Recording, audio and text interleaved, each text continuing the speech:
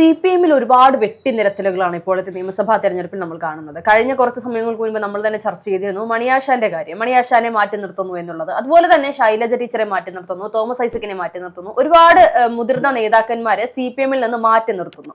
അതുപോലെ തന്നെ ഗോവിന്ദൻ മാസ്റ്റർ ഒന്നും മത്സരിക്കുന്നില്ല എന്ന് പറഞ്ഞ് സ്വമേധയാ മാറി നിൽക്കുന്നു. അതിനു പകരമായി തനിക്ക് പകരം തന്റെ ഭാര്യ മത്സരിക്കും. അതിന് അദ്ദേഹം പറഞ്ഞു വെക്കുന്ന ഒരു കാര്യം എന്ന് പറയുന്നത്, മുൻപ് വിജയരാഘവൻ മത്സരിക്കുന്നതിന് പകരം അദ്ദേഹത്തിന്റെ ഭാര്യ ബിന്ദു മത്സരിച്ച് അവർ മന്ത്രിയാകുന്ന ഒരു സാഹചര്യം ഉണ്ടായിരുന്നു. അതുപോലെ താൻ മാറി നിൽക്കുമ്പോൾ, പാർട്ടി സെക്രട്ടറിയായി നിൽക്കുന്ന താൻ മാറി നിൽക്കുമ്പോൾ തന്റെ ഭാര്യ മത്സരിച്ചാൽ വിജയ സാധ്യത ഉറപ്പാണെന്നും അവർ തന്നെ വിജയിച്ച് മന്ത്രിസ്ഥാനത്തേക്ക് വരാൻ സാധ്യതയുണ്ട് എന്നൊക്കെയാണ് അദ്ദേഹം കണക്ക് കൂട്ടി നിൽക്കുന്നത്.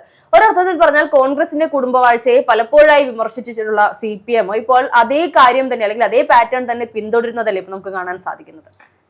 തീർച്ചയായും ആ ഒരു പാറ്റേൺ എന്ന് പറയുന്നത് CPM ഒരു നിശബ്ദമായി പിന്തുടരുന്നുണ്ട്. പക്ഷെ അത് പ്രത്യക്ഷത്തിൽ വന്ന് സമ്മതിക്കാനുള്ള ഒരു ബുദ്ധിമുട്ട് തന്നെയാണ്. ഈ പാർട്ടി കുടുംബങ്ങളിൽ നിന്ന് വീണ്ടും വീണ്ടും ആൾക്കാർ മത്സരിക്കുന്നത്. ആ രീതികളാണെങ്കിലും ആ കുടുംബവുമായി ബന്ധപ്പെട്ട് അല്ലെങ്കിൽ ആ മണ്ഡലത്തിൽ ഇവര് ആ വീട്ടിൽ നിന്ന് വന്നു കഴിഞ്ഞാൽ നല്ലതായിരിക്കും. അങ്ങനെ ഒരുപാട് ആൾക്കാരെ മത്സരിപ്പിക്കുന്നുണ്ട്. പക്ഷേ ഈ കോൺഗ്രസിന്റെ രീതിയിൽ തന്നെ ഇപ്പോൾ അച്ഛൻ മത്സരിച്ചു കഴിഞ്ഞാൽ മകൻ മത്സരിക്കുന്ന ഒരു രീതി, അല്ലെങ്കിൽ അച്ഛനും അമ്മയും മത്സരിക്കുന്ന രീതി, അച്ഛൻ മരണപ്പെട്ട് കഴിഞ്ഞാൽ ഏറ്റവും കൂടുതൽ ഒരു വിമർശനം ഉള്ളത് നെഹ്റു കുടുംബവുമായി ബന്ധപ്പെട്ടാണ്. മുത്തശ്ശൻ പ്രധാനമന്ത്രിയായി, അതിനുശേഷം നെഹ്റുവിന് ശേഷം മകൾ ഇന്ദിരാഗാന്ധി പ്രധാനമന്ത്രിയാകുന്നു. ഇന്ദിരാഗാന്ധിക്ക് ശേഷം അവരുടെ മകൻ സഞ്ജയ് രംഗത്തേക്ക് വരുന്നുണ്ട്. അതേപോലെ രാജീവ് ഗാന്ധി വരുന്നുണ്ട്. അതിനുശേഷം ചെറുമക്കൾ സോണിയാഗാന്ധി, ചെറുമക്കളായിട്ടുള്ള രാഹുലും പ്രിയങ്കയും. അപ്പോൾ ഈ ഒരു കുടുംബ വാഴ്ചയെയാണ് പലപ്പോഴും വിമർശിച്ചുകൊണ്ടിരിക്കുന്നത്. അതേപോലെ തന്നെ ഈ കേരള രാഷ്ട്രീയം എടുത്തു നോക്കുകയാണെങ്കിൽ ഇവിടെ ഇത്തരത്തിലുള്ള വിമർശനം ഏൽക്കുന്ന ഉമാ തോമസും PT തോമസും ഉണ്ട്. ഉമ്മൻചാണ്ടിയുടെ ഉണ്ട്, ചാണ്ടി ഉമ്മന്റെ കാര്യമുണ്ട്. അതേപോലെ ഒരു കൂട്ടം ഈ നേതാക്കൾ, ഈ കുടുംബ വാഴ്ച എന്ന് പറയുന്നത് കോൺഗ്രസിന്റെ മാത്രമാണ് എന്ന രീതിയിലാണ് പലപ്പോഴും ഇങ്ങനത്തെ വിമർശനങ്ങളൊക്കെ CPM മുന്നോട്ട് വെക്കുന്നത്. പക്ഷെ അങ്ങനെയല്ല. CPM-ന്റെ ഭാഗത്തു നിന്ന് നോക്കുകയാണെങ്കിൽ ജയസാധ്യതയുള്ള എല്ലായിടത്തും അവരും ഇതേ രീതിയിൽ തന്നെ പയറ്റാറുണ്ട്. പക്ഷെ അത് പ്രത്യക്ഷത്തിൽ വന്ന് സമ്മതിക്കാനുള്ള ഒരു ബുദ്ധിമുട്ടാണ്. ഇപ്പോ ഗോവിന്ദൻ മാസ്റ്ററിന്റെ കാര്യമാണെങ്കിൽ സെക്രട്ടറി ആണ്, അല്ലെങ്കിൽ സംസ്ഥാന സെക്രട്ടറി, അല്ലെങ്കിൽ അങ്ങനെ ഒരു നേതൃത്വത്തിൽ ഇരിക്കുന്ന ഒരാളാണ്. അപ്പൊ അദ്ദേഹം ഇതിനു മുൻപും പറഞ്ഞിട്ടുണ്ടായിരുന്നു താൻ മത്സര രംഗത്തേക്ക് ഉണ്ടാകില്ല, ഈ നേതൃത്വ സ്ഥാനത്ത് തന്നെ ഇരുന്ന് തിരഞ്ഞെടുപ്പ് പ്രചരണം നയിക്കുക തന്നെയായിരിക്കും. ഒന്നെങ്കിൽ സംസ്ഥാന സെക്രട്ടറി സ്ഥാനം രാജിവെച്ച് മാറി നിന്നുകൊണ്ട് മത്സരിക്കണം, അല്ലാതെ സെക്രട്ടറി സ്ഥാനത്ത് ഇരുന്നുകൊണ്ട് മത്സരിക്കാൻ താല്പര്യമില്ല. ജില്ലാ സെക്രട്ടറിമാരാണെങ്കിലും സംസ്ഥാന സെക്രട്ടറി നേതൃത്വത്തിൽ ഇരിക്കുന്ന ആൾക്കാരൊക്കെ പൊതുവെ തെരഞ്ഞെടുപ്പ് നയിക്കുന്ന ഒരു ജോലി തന്നെയാണ് അവർക്ക് കൊടുക്കുന്നത്.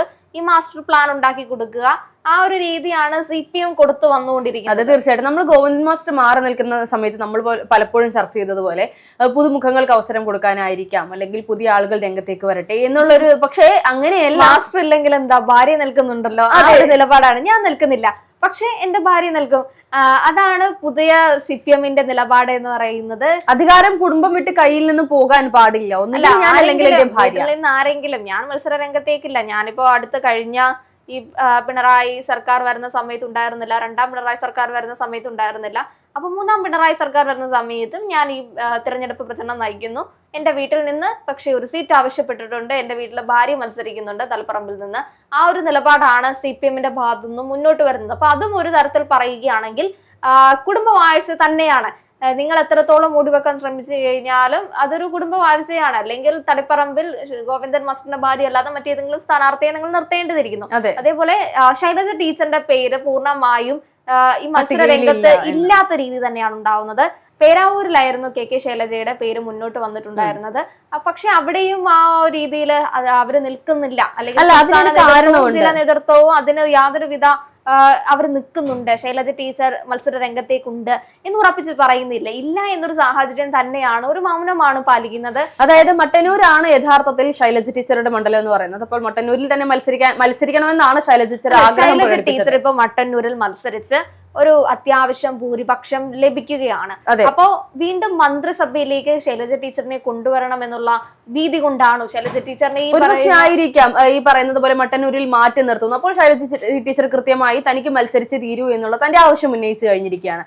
അപ്പോൾ അവരെ തോൽപ്പിക്കാൻ വേണ്ടിയാണോ പേരാവൂരിൽ തന്നെ ഈ പറയുന്നത് പോലെ ശൈലജ ടീച്ചറെ പ്ലേസ് ചെയ്യാൻ ഉദ്ദേശിക്കുന്നത് എന്നുള്ളൊരു സംശയം കൂടി ഇപ്പോൾ അണികൾക്കിടയിൽ യഥാർത്ഥത്തിൽ വരുന്നുണ്ടെന്നാണ് നമുക്ക് അറിയാൻ കഴിയുന്നത്. കാരണം പേരാവൂർ പോലൊരു മണ്ഡലത്തിൽ വിജയിക്കുക എന്നുള്ളത് കുറച്ച് ബുദ്ധിമുട്ടുള്ള ഒരു കാര്യം തന്നെയാണ്. ഒരർത്ഥത്തിൽ പറഞ്ഞാൽ CPM-ൽ ചില നേതാക്കന്മാർക്ക് മുകളിലേക്ക് ശൈലജ ടീച്ചർ വളരുന്നുണ്ട് എന്നുള്ളൊരു ഭയമാണ് ശൈലജ ടീച്ചറെ മാറ്റി നിർത്താനുള്ള ഒരു കാരണം എന്ന് പറയുന്നത്. ഭയത്തോടൊപ്പം തന്നെ ശൈലജ ടീച്ചറിന്റെ ആ ഒരു ഫേസ് വാല്യൂ കുറഞ്ഞു പോയതാണോ?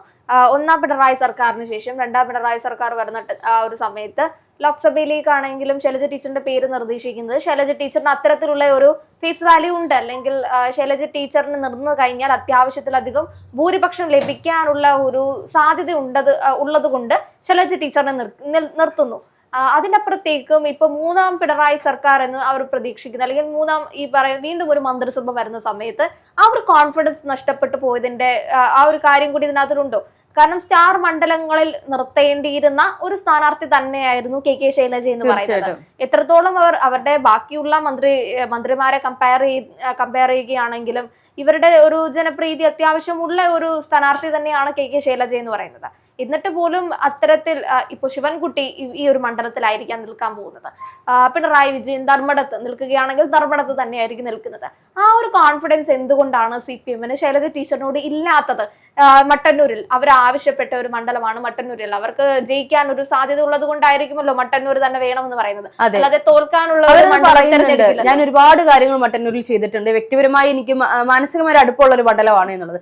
ഇവിടെ ശൈലജ ടീച്ചറെ മാറ്റി നിർത്തുമ്പോൾ നമ്മൾ നേരത്തെ പറഞ്ഞതുപോലെ മണിയാശാനെയും തോമസ് ഐസക്കിനെയൊക്കെ മാറ്റി നിർത്തുന്ന ഒരു സാഹചര്യമുണ്ട്. അപ്പോൾ അതിന് CPM കാണുന്ന ഒരു തന്ത്രം എന്ന് പറയുന്നത് എന്തുകൊണ്ട് ശൈലജ ടീച്ചറെ മാറ്റി നിർത്തുന്നു എന്നൊരു ചോദ്യം പല കോണുകളിൽ നിന്നും വരാൻ സാധ്യതയുണ്ട്. കാരണം അത്രത്തോളം ജനപ്രീതിയുള്ള ഇന്നത്തെ ആരോഗ്യമന്ത്രിയേക്കാൾ എന്തുകൊണ്ടും ജനങ്ങൾ പ്രീതിയോടുകൂടി നോക്കിക്കാണുന്ന ഒരു വ്യക്തിയാണ് ശൈലജ ടീച്ചർ എന്ന് പറയുന്നത്.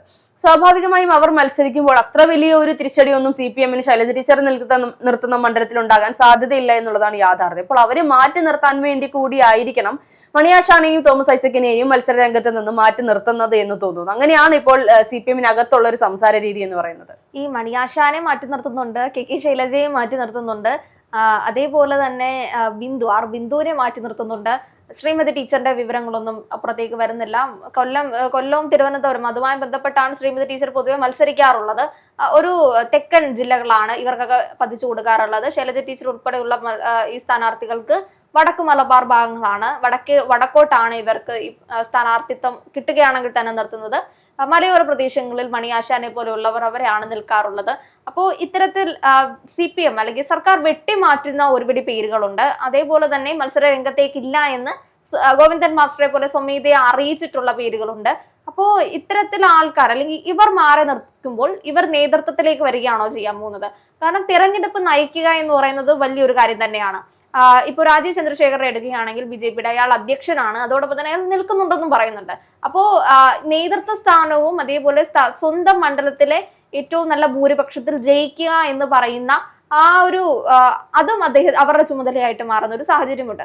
പക്ഷേ CPM-നെ സംബന്ധിച്ച് തങ്ങൾ തോറ്റുപോകും അല്ലെങ്കിൽ ഭൂരിപക്ഷക്കുറവുണ്ടാകുമെന്നൊരു ഭീതി തന്നെ ആയിരിക്കുമോ ഈ നേതാക്കളൊക്കെ ഈ നേതൃത്വ രംഗത്തേക്ക് വരിക? അല്ലെങ്കിൽ വടക്ക് മലബാർ ഇവർ നയിക്കട്ടെ, തെക്ക് ഞങ്ങൾ നോക്കാം, ആ രീതിയിൽ തന്നെ തിരഞ്ഞെടുപ്പ് പ്രചരണത്തെ മുന്നിൽ നിന്ന് നയിക്കുക, ആ ഒരു തീരുമാനത്തിലേക്ക് എത്താൻ പരാജയ ഭീതി ഒരു വലിയ കാരണമാകാനും ചാൻസ് ഉണ്ട്.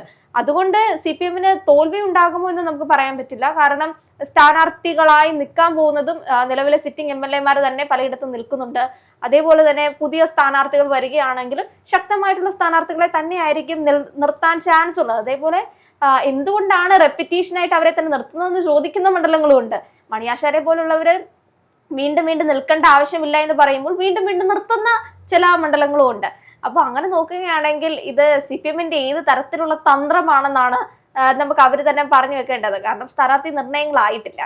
ഓരോ മണ്ഡലത്തിൽ ഈ സ്ഥാനാർത്ഥികളാണ് അല്ലെങ്കിൽ ഇത്ര സീറ്റുകളിലേക്ക് ഞങ്ങളുടെ സ്ഥാനാർത്ഥികളുടെ പേര് പട്ടിക പുറത്തേക്ക് വരുമ്പോഴാണ് അത് ഏത് രീതിയിലുള്ള ഒരു സ്ട്രാറ്റജി ആണെന്നുള്ള ഒരു പൂർണ്ണ രേഖ നമുക്ക് കിട്ടാൻ. തീർച്ചയായിട്ടും.